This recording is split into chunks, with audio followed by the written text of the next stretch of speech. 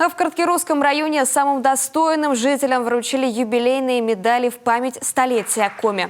Это те люди, которые своим трудом государственной, общественно-политической, научной, образовательной, культурной, спортивной и благотворительной деятельностью помогают муниципалитету и всей республике.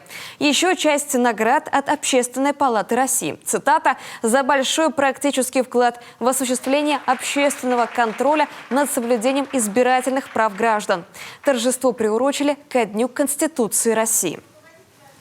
В этот раз, вот в этом году, мы в главный праздник нашей страны чествуем здесь тоже наших же жителей, отличившихся в различных вопросах, вот, о которых мы сегодня будем говорить.